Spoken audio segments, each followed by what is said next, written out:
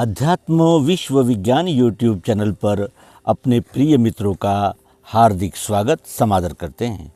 मित्रों, धर्म क्या है, राजनीति क्या है, राजनीति से धर्म क्या संबंध है, धर्म कहते किसे हैं, धर्म की व्याख्या क्या है और इस धर्म के पालन से क्या लाभ होते हैं, ये धर्म कितने अंगों से बना हुआ है, इसके विषय में भगवान श्री मायानंद जी चैतन्य इन्होंने दिव्य चक्षु नामक एक पत्रिका को जो लेख भेजा था वो 1929 में प्रकाशित लेख, और इस लेख में धर्म और धर्म विषयक, राजनीति विषयक अपने विचार भगवान श्री मायानंद जी चैतन्य इन्होंने लिखित रूप से हमें दिए हैं। आइए उत्तरार्ध प्रस्तुत करते हैं। धर्मशास्त्र के यथार्थ स्वरूप की मीमांसा। यह विश्व कल्याणकारी अनुभव युक्त स्वधर्म प्रथमतः श्रीमान विवस्वान नारायण ने बतलाया। उसे यथार्थ जानकर आचरण द्वारा 4 वर्ण के पुरुषों ने अपना अपना अनुभव गाया है, सो देखना। 1. ब्राह्मण वर्ण अपने धर्म का तत्व कहने लगा कि राजा से लेकर दरिद्र तक मनुष्य मात्र को प्रथमतः सत्य के उपदेश की आवश्यकता है। बाल्यावस्था से ही यदि सत्य का उपदेश मिले तो वह समाज, राजनीति इत्यादि के जीवन बिताने के कार्य अति सुंदरता से होते हैं। यदि न मिले तो वह आसुरी संपत्ति का दृश्य देखते रहकर देह त्यागना पड़ता है। मनुष्य शरीर की पूर्ण उन्नति को देख नहीं सकता। सत्य निश्चय की प्राप्ति होकर उपदेशक बनने के हेतु मनोनिग्रह, इंद्रियों का यथार्थ बर्ताव, सत्विचार का धारण, घृणा रहित अर्थात द्वेष रहित वृत्ति, शांति, सबों से प्रेम का आचरण, क्षर प्रकृति के स्वभाव स्वरूप का ज्ञान और ज्ञानाधिष्ठान प्रत्यक्ष होना और प्रत्यक्ष अनुभव में स्थायी स्थिति रखना। इस प्रकार स्वभाव कर्म रचना स्थिर होने से ही उपदेशक बन सकता है, अन्यथा नहीं। इन गुणों से संपन्न पुरुष ही राजमंत्रियों का यथार्थ कार्य करने की योग्यता पाता है। जहाँ ब्राह्मण वर्ण धर्मवान अनुभवी पुरुष मंत्री नहीं होते, उस राज्य संस्था का क्षय बहुत जल्दी हो जाता है। इसकी सब देशों के इतिहास साक्ष्य देते हैं। विस्तार बढ़ने के कारण अधिक वर्णन नहीं दिया, शून्य जनों ग्रंथों से देख सकते हैं।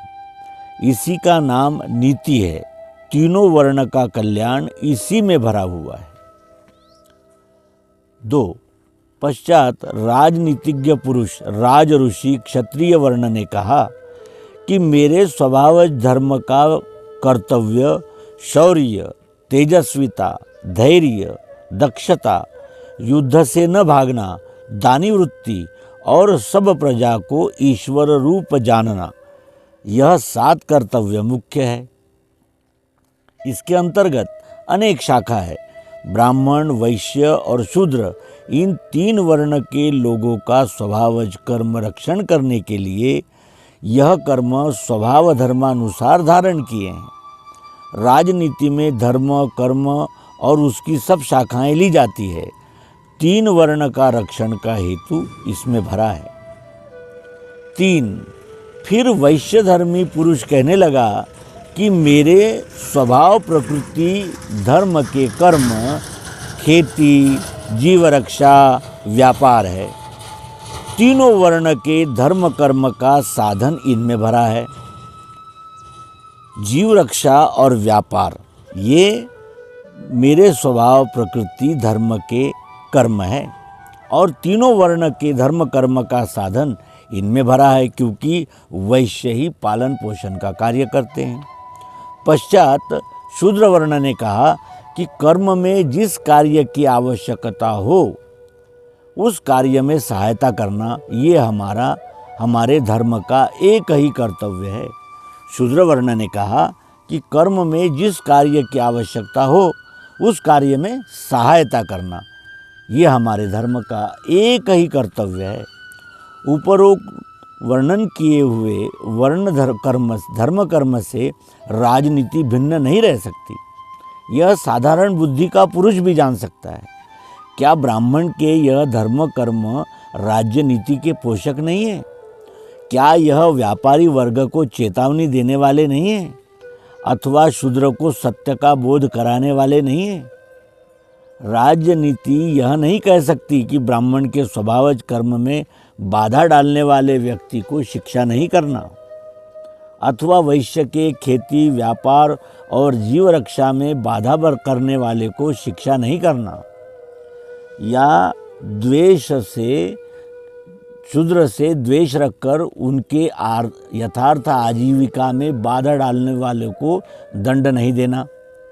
राज्य नीति से धर्म नीति भिन्न करने की इच्छावान को यह सोचना चाहिए कि धर्म नाम उसी का है जो सब कर्मों में जय देता है। यतो धर्मस्ततो जयः और यत्र योगेश्वरः कृष्णो, गीता के यह अनुभवी वाक्य मिथ्या नहीं हो सकते। अपने अपने स्वधर्म का आचरण करने वाले सज्जनों का राज्य शक्ति आदर करती है, क्योंकि वे राज्य शक्ति को बल देते हैं। राज्य शक्ति को ब्राह्मण ज्ञान बल देता है, क्षत्रिय शौर्य बल देता है, वैश्य धन बल देता है और शूद्र सेवा बल देता है। राज्य शक्ति पर चक्र आने के समय ब्राह्मण धर्मी मंत्री बिना सामदाम दंडभेद यह कौन बतला सकेगा? वैश्य धर्मी लोग यदि राज्य शक्ति की सहायता न करे तो सेना के व्यवस्था में अन्न धन कहाँ से आवे? शूद्र धर्म बिना साहित्य ले जाना और मरे हुए को अथवा आहत सैनिकों की व्यवस्था कौन करेगा? उनको पानी भी कौन पिलाएगा? धर्म ग्लानि क्या है? जो लोग एक विभूति के कर्मोपासना मत को ही धर्म मानते हैं उन्होंने धर्म जाना ही नहीं। श्री शंकराचार्य, माधवाचार्य, रामानुजाचार्य, वल्लभाचार्य, ईसा, मोहम्मद साहब, अरिहंत, कबीर, नानक इत्यादि सत्पुरुषों ने आचरण की हुई उपासना और कर्म को वे धर्म मान बैठे। राज्य नीति व अर्थशास्त्र में बाधा डालने वाले आचार विचार धर्म नहीं हो सकते। मुख से तो कहते हैं कि गुरु कहे सो करना, करे सो नहीं करना। क्योंकि गुरु का वर्ण स्वभाव और शिष्य का वर्ण स्वभाव भिन्न होता है, परंतु आचरण में गुरु ने किया हुआ वर्ण कर्म और उपासना का स्वांग करने लग जाते हैं। ये अनन्याश्चिंतयन्तो माम ये जनाः पर्युपासते, यह मुँह से कहते हैं और विश्वोपासना के समय उपकारी पुरुषों से छुआछूत, स्पर्शास्पर्श दोष, नीच, उच्च मानते हैं। ऐसे विचार समाज के संग शक्ति में बाधा डालने वाले हैं। ये धर्म नहीं है किंतु धर्मग्लानि है। ऐसे भावना प्रवण विचारों को राजनीति, समाजशास्त्र, अर्थशास्त्र इत्यादि रूप विश्वोपकारी संस्था में न आने देना चाहिए अथवा इन्हें सर्वसम्मत कायदे से मिटा देना चाहिए। यह ईश्वरी आज्ञा का नाश करने वाले हैं। यह स्वधर्म विरोधी घोर अज्ञान है। स्वधर्म से अर्थात वर्ण धर्म से आचरण करने वालों को जाति, संप्रदाय इत्यादि बुद्धि भेद करने वाले मनुष्यकृत कल्पनात्मक भेद ईश्वरी न्याय के विरोधी है। ये रोचक भयानक भावना में फंसाकर प्रजा को आलसी और सत्पुरुषार्थहीन करते हैं। इस कारण ऋग्वेद संहिता के अंत में संवनन ऋषि ने इसका उपाय बतलाया है। हे काम पूरक अग्ने सर्व सुख का अधिष्ठान, तू मेरे अर्थात अक्षरात्मा सब विश्व में व्यापार हुआ है। उत्तर वेदी में अर्थात बुद्धि में तू ही प्रदीप्त प्रकाशित किया जाता है। तू हमको धन अर्थात आत्मनिश्चय दे। 2 हे लोगों, तुम एक विचार के हो ना, वैसे ही एक विचार बोलो। तुम्हारे मन निश्चित अर्थात अनुभव युक्त ज्ञान प्राप्त करें। जिस प्रकार सतयुगी लोग एक मत से अपने कार्य सिद्ध करते रहे, इस प्रकार तुम भी अपने कार्य एक मत से करो। सबों की प्रार्थना 3, सबों की प्रार्थना एक होना, अपने विचार का स्थान एक होना, अपने मन एक ही विचार में भरे हुए रहें। वैसे ही अपना सबों का ज्ञान भी एक समान होना चाहिए। मैं तुमको एक ही सर्वोत्कृष्ट रहस्य कहता हूँ कि अपन सब मिलकर एक साहित्य से ही अर्थात प्रेम से ही देव की उपासना करें। 4 तुम्हारा अभिप्राय एक समान होना, तुम्हारे अंतःकरण एक समान होना, तुम्हारा मन एक होना, जिससे तुम्हारे संग शक्ति का बल बढ़े अर्थात स्थिर सुख मिले। उपरोक्त वैदिक सिद्धांत के विचार विश्वोपासना के पोषक है।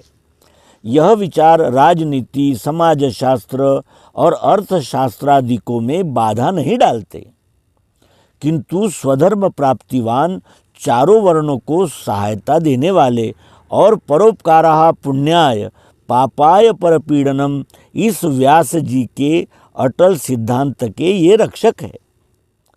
क्या राजनीतिज्ञ पुरुष कह सकते हैं कि औरों को पीड़ा देना अथवा परोपकार नहीं करना राजधर्म है? क्या समाजशास्त्र और अर्थशास्त्र कहेगा कि प्रकृति के स्वभावज गुणों के 4 विभाग कल्याणकारी नहीं और इससे धर्म भिन्न है? श्री कृष्ण जी के पश्चात की विभूतियाँ श्रीमान यीशु क्राइस्ट, मोहम्मद, अरिहंत, शंकराचार्य, दयानंद इत्यादि हो गई है। उनने तो सबों के लिए जताया है कि स्थायी सत धारण करो, एक ही परमात्मा जानो, खुदा के नूर से आदम जुदा मत मानो इत्यादि। यह राजनीति, समाजशास्त्र, अर्थशास्त्र और विश्व कल्याणकारी विश्व रूप के शक्ति धर्म अर्थात सेवा में बाधा डालने वाले पुष्पिता वाणीवान भिक्षुक पंडितों ने, पोपों ने अथवा काजी मुल्ला इत्यादि द्वैत बुद्धि धारण कराने वाले धन लोलुप मनुष्यों ने किए हुए अपने अपने समाज रचना के ये भिन्न भिन्न मत है, धर्म नहीं। ये सब मत जो है वो द्वैत बुद्धि धारण कराने वाले धनलोलुप मनुष्य ने किए हुए अपने अपने समाज रचना के भिन्न भिन्न मत है, धर्म नहीं। ये सब मत कल्पित होने से त्यागने योग्य है, क्योंकि ये समष्टि भाव की अर्थात आत्मभाव की सेवा नहीं होने देते। इनका खंडन श्री कृष्ण जी ने गीता के अंतिम सार श्लोक में किया है। सर्वधर्मान परित्यज्य मामेकम शरणं व्रज अहम त्वाम सर्व पापेभ्यो मोक्षयिष्यामि मा शुचः। इस श्लोक में किया हुआ वर्णन स्वभावजेन कौन्तेय निबद्धः स्वेन कर्मणा इस ईश्वरी सद्धर्म के त्यागने का बोधक नहीं है, किंतु मत मतांतरों के पाखंड त्याग का है। इनको विश्व कल्याण करने वाले अनन्य भक्ति रूप उपासना से हटा देने से किंचित मात्र भी हानि नहीं हो सकती। श्रीमान विवस्वान नारायण ने जताए हुए ब्राह्मण मुख इस पुरुष का क्षत्रिय बाहुस्थान वैश्य वर्ण उरु सुपद शूद्र कियो निर्माण। इस उत्पत्ति सिद्ध स्वयंभू प्रथम धर्म को धारण करके परमेश्वर स्वरूप की अर्थात विश्व रूप की आराधना अर्थात उपासना करने वाले स्वे स्वे कर्मण्य भी रतः संसिद्धि लभते नरः, इस वाक्य का प्रत्यक्षानुभव देख सकते हैं। जिन्हें आचारः प्रथमो धर्मः इस सिद्धांत का सच्चा रहस्य ध्यान में नहीं आता, वे कुलाचार, जात्याचार, ग्रामाचार, देशाचार, संप्रदायाचार इत्यादि मनुष्य मात्र का प्रेम नष्ट करने वाले और जिनका विश्व सेवा से संबंध नहीं है, ऐसे बाह्याचरण को ही प्रथम धर्म कहकर हठ करते हैं।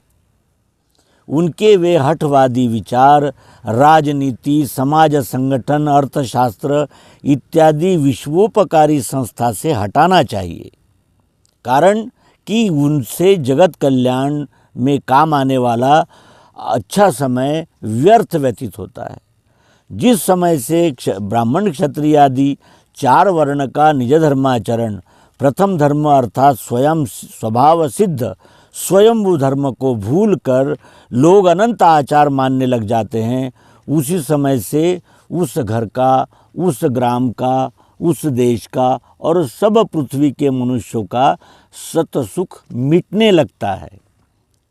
इस कारण हे सज्जनों, पाखंडियों ने किया हुआ आचारः प्रथमो धर्मः का अर्थ सर्वशाह त्याग कर निज निज वर्णानुसार रहने वाले स्वयंभू प्रथम धर्म का आचरण करते हुए यो न दृश्यति न त्वेष्टि न शोचति न कांक्षति शुभाशुभ परित्यागी भक्तिमान यह समे प्रियः। गीतोपनिषद अध्याय 12 श्लोक 17। इस श्री कृष्ण जी ने कहे हुए यथार्थ भक्ति योग को धारण करो, मनुष्य ही का नहीं किंतु जीव मात्र का कल्याण इसी में है। यह भगवान श्री मायानंद जी चैतन्य द्वारा दिव्य चक्षु पत्रिका के वर्ष 1 के अंक 11 जो सन 1929 में प्रकाशित हुआ था, उसमें आया हुआ ये अत्यंत सारगर्भित मौलिक लेख हम अपने मित्रों तक पहुंचा सके हैं। इसका हमें बहुत आनंद है, प्रसन्नता है। धन्यवाद। नर्मदे।